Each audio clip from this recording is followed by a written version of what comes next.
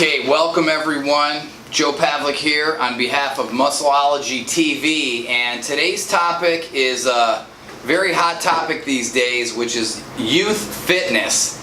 And it seems that more now than ever, I'm getting questions from parents about how their kids should be exercising, what type of fitness programs they should be doing, how they should be eating. And so it's very interesting because for me, when I was a kid, and even for most kids in the 60s, 70s, 80s, and 90s, you went out there, you played a little basketball, a little bit of baseball. You did pretty much, you tried to stay active. Maybe your parents gave you an apple or a banana for a snack, and they thought that was doing a good job as a parent. Where these days, parents are getting more serious than ever about setting their kids up for success in life by giving them the right training, the right nutrition, and then getting them aligned with the right organizations so that if they do decide to play a sport, they're getting proper coaching, proper mentorship, and also proper exercise instruction.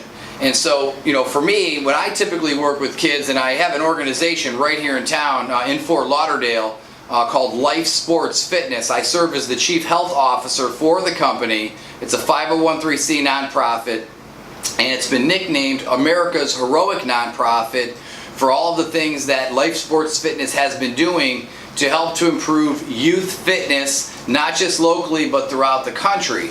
And so what I want to cover today is some of the basic components of a youth fitness program, what it entails. And then we're also going to do a little interview with Jared Campbell, who is president and founder of Life Sports Fitness, which is America's Heroic Nonprofit. And this organization has been doing amazing things in South Florida and throughout the country to really support not only the youth fitness movement, but also family fitness. So Jared, tell us a little bit about the history of Life Sports Fitness. Yeah, so basically I grew up playing multiple sports. I was on the swim team, dive team, golf team, basketball, and I did a little bit of track and field, and really enjoyed, growing up and playing sports. And it played a very large role in my life and the individual I am today. So in 2010, I decided to create Life Sports Fitness to really engage youth in teaching life skills and core values through a variety of sports and fitness activities. And I was very thankful to be able to partner with the city of Fort Lauderdale. They mentioned I would probably have between 20 and 30 participants, and I actually started with 3. And over the past 7 years, we've actually been able to expand to over 190 participants daily, and including a variety of different sports and fitness activities. You mentioned the kids. What is the age groups right now for Life Sports Fitness that the participants range in? What age group? Our primary age is 5 to 13, but I would say the majority of students in our program are definitely on the elementary school side. Share with us a little bit about the importance of the core values and life skills that are implemented into the kids throughout all of the programs, because I think this is really what separates Life Sports Fitness apart from any other program out there, because very few are doing what Life Sports Fitness is doing. So could you cover that for me a little bit? My child has the opportunity to learn about honesty and integrity and sportsmanship, and we're able to embed that into our programming at a young age, so a child now knows what courtesy is and holding the door open for any individual behind them. So what is Life Sports Fitness doing right now with this anti-bullying program? Because I understand, I know there's a comic book that's out, and there's also some big anti-bullying rallies and seminars that you've been attending. About a year and a half ago, partnered with a performer, Absolute. So he decided to create an anti-bullying comic book. Through that, we actually had the opportunity to go down to Key West and perform for on a Navy base for the U.S. Navy families and hand out some comic books and speak to the students there. What has sort of always been the Life Sports Fitness philosophy as it relates to exercise and training? I mean, I know that there's like presidential physical fitness test that's being done. What sort of is Life Sports Fitness implementing right now as sort of the benchmark to help a parent or an educator gauge the student's level of fitness? Well, yeah, definitely. We do our own type of presidential fitness test, And thanks to you being our chief health officer, we've actually implemented the health and wellness program as well, where now students can learn about the basics of fats and carbohydrates and electrolytes, as well as just doing a base physical test at the beginning of each year, and then we do benchmarks throughout the year to see exactly how they're progressing, if they're falling back, as well as just that knowledge in general of what foods they're putting in them, and educating their parents. No, absolutely, and that's where even with my involvement, not only with Life Sports Fitness as chief health officer, but also here at Muscleology Sports Nutrition as the chief muscleologist, I mean, there's definitely a great synergy between the two, because what we're finding now is that parents as well as kids are looking for healthier options. They're looking for a clean protein. They're looking for the right supplements that are safe. And that's a whole nother topic that we're going to cover in our youth athletics segment when we get into sports nutrition for youth, which is going to be coming in the near future. But we know that right now the gummy vitamins for kids, fruits and greens, products like myofiber and nitro up are all things that are healthy for kids at any age as well as the parents. So, and before we tune out, where can people find the latest and greatest on Life Sports Fitness on digital media and everywhere else that you can be found? Just our company name, lifesportsfitness.org. You can follow us on Instagram and Facebook and Twitter as well. So, just look us up, Life Sports Fitness. If you have any questions or anything like that, you can, email us directly at info@lifesportsfitness.com. And our phone number is 954-649-0020. So I appreciate the time. And, Muscleology, by the way, is one of my favorite proteins, hands down. It tastes amazing. I drink it every single day, and, thankful that there's some clean protein out there that tastes really, really good, because I've tried others, and, my palate just did not like them at all.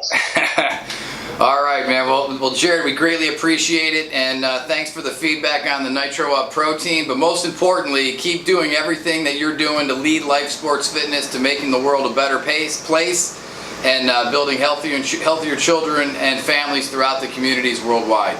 Okay, now we have our weekly Q&A, which I have a list of a few questions here that I selected out of about 55 questions that we received here.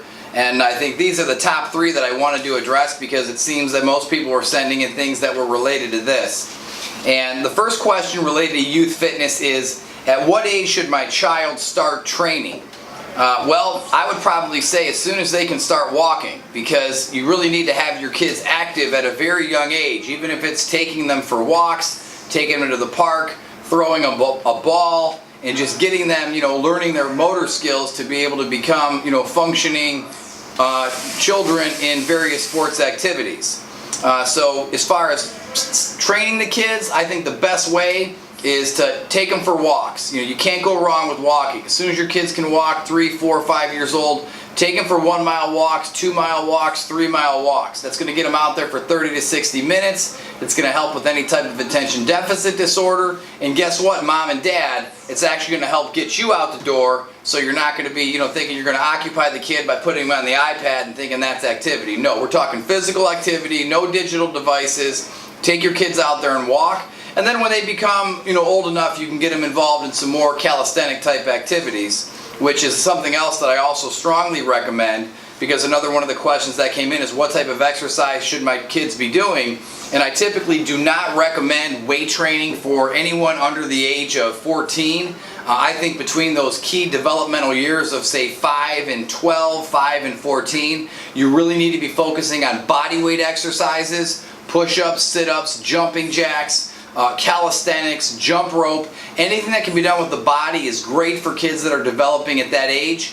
And of course, you know that many times if you do get into heavier training, it has been believed that heavy weight training or that tension on the nervous system may stunt growth. It may cause premature closure of growth plates, which is going to not allow a child to reach their maximum height, which has always been the philosophy of many endocrinologists and doctors as to why they scorned weight training for young athletes. We've got a question that came in. What type of supplements are safe for children to take? Great question. I think that every kid at an early age should be taking some type of a multivitamin. It could be a gummy vitamin these days. I know there's a number of good gummy vitamins on the market. that are all natural, safe, no artificial colors, no artificial sweeteners. And even though a gummy vitamin may not be providing a lot of nutrition, what it does do, it teaches that child to start putting something healthy in their mouth every day. So consciously they're waking up, they're saying, Mom and Dad, I'm getting ready for school, I want my vitamins. So they're saying, hey, this is something that I'm taking that's good. Because let's face it, kids are exposed to pills and capsules and tablets, and they're going to be exposed to drugs later in life. So you might as well start teaching kids what are healthy and what are unhealthy options to put in their body.